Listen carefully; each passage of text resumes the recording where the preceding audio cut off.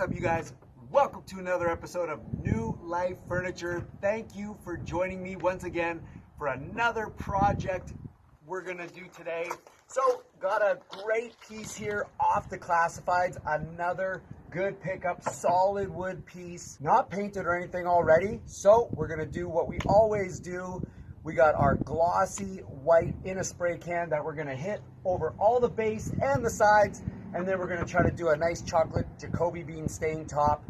Now this one is pretty good, doesn't need any type of work on it, so we're lucky there. So we're just gonna take our 60 grit sandpaper, rough up the bottom, do about 3 to 4 coats on the base and the side here, and then we're gonna try to do some sort of cool top to this.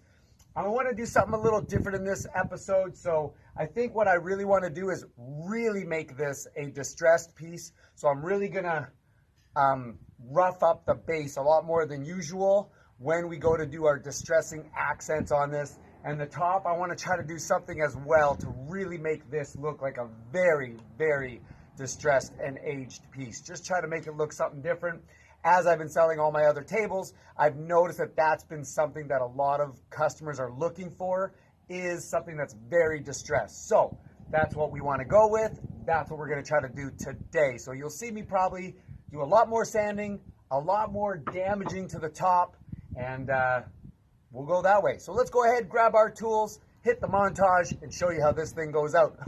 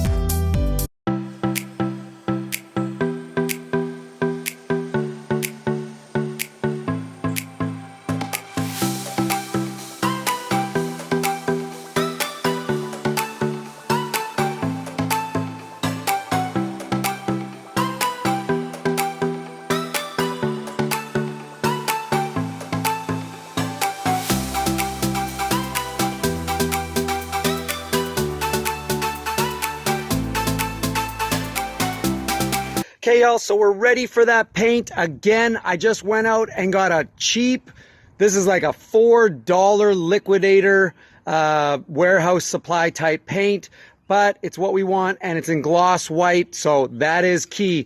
Again, don't gotta spend a lot of money because we are going to ruin it, but cheap is the way to go. So let's go ahead and throw on our 3 to 4 coats on our table and get to it on this nice sunny day.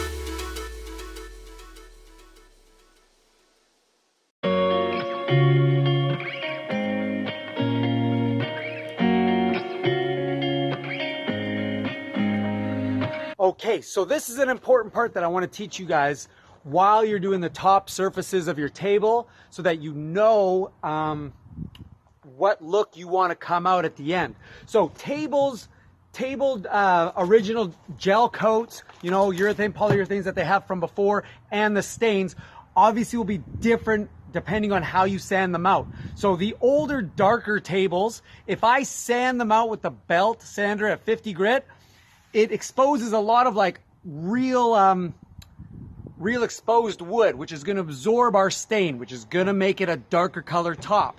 Sometimes you want that for the overall look you're going for, because it gives you that rich texture. Sometimes these, I call them like yellow tabletops, they don't come out with exposed wood as much and absorb to get a darker color. So what I like to do is belt sand 50 grit, slightly hard in certain areas to expose where it's going to absorb the stain and be a darker color, not as chocolate dark as most of our work is, or probably that we want. And then some of the other spots I do mostly with the 60 grit hand orbital sander. That way I know when the stain goes over these light spots, like right here, it's gonna stay lighter color and kind of just look more of a wet yellow, while some of the ones with the belt sander that I exposed more will be like a darker yellow. That's gonna make it look really aged. Okay, I've done it before on other ones, and you have to be careful, because if you belt sand hard the whole thing, obviously it's gonna just be like a nice one unified stain look of a, not as chocolate, but kind of a yellowy chocolate look. But I like to do it where there's kind of that tiger stripe, I call it. So that's how I do it. I just leave some of this, if you can see it. Let me show you. Like this right here, well, obviously exposed. That will get darker. This right here didn't hit as much. It won't absorb as much of the stain. So you can already kind of tell how it's going to look. Dark, light, dark spot, light spot, dark spot. And I tried to make it where a lot of the edging is darker and streaks in the middle are lighter. That way it looks like the age, the distress, the patina look is creeping on the table. It's coming like anything from the sides, coming to the middle. So that's what we want to do. That's a trick. So just make sure when you guys are getting your tables, understand after you're doing a few of how the tables react based off the type of wood, dark or light stain that was on there previous, and you guys can really manipulate the overall look you want by just going sanding as hard as you want in certain areas, or full belt sand all the way across and then just polishing it with the orbital. So different ways that we're working here. Hopefully I explained that good enough to you and you understand.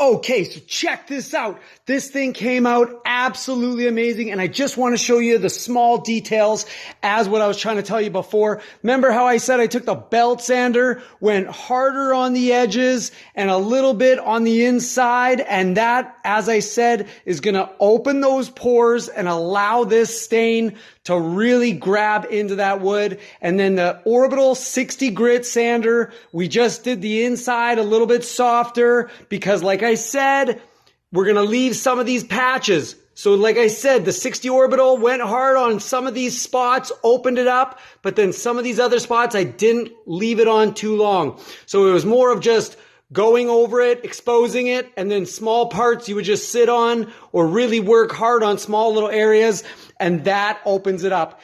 What I do like is all these scratch marks. This is from turning the belt sander against the grain, and also that wire wheel we were doing. Seems like it gave a lot of cool marks, a lot of slashes, and that's what we want. All these indentations are from the rocks and from those other objects like the chain and the hammer that we were trying to slash in there. This is what I'm talking about. This is what people want in old rustic distressed furniture. So as I said, y'all, this piece turned out great.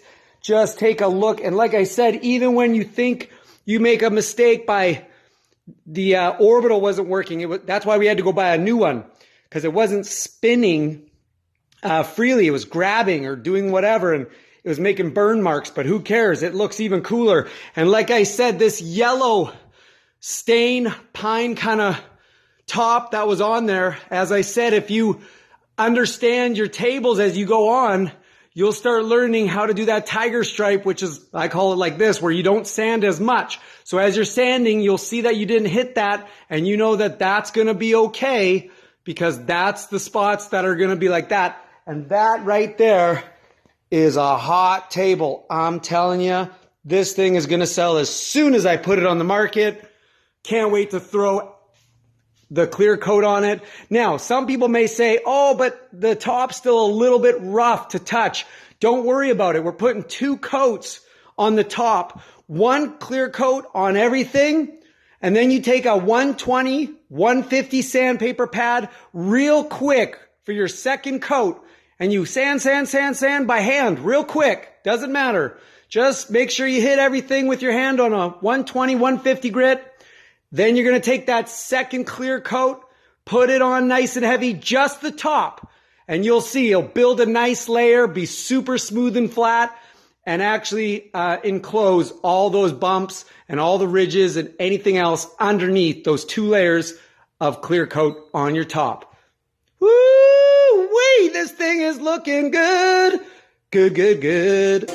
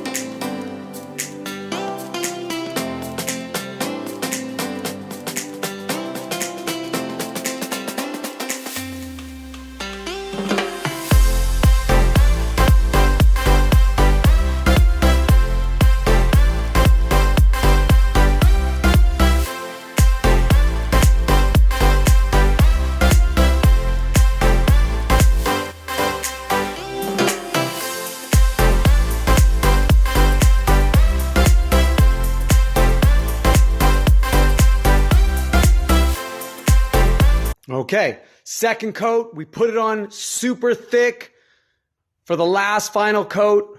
after the 120 to 150 hand sanding, just real quick. Don't put too much time into it. Otherwise, you're going to spend too much time on your projects and you won't make enough profit, or you'll have to raise your price to try to make your time worth it. So again, not too much time, but that second coat, check it out, nice and thick.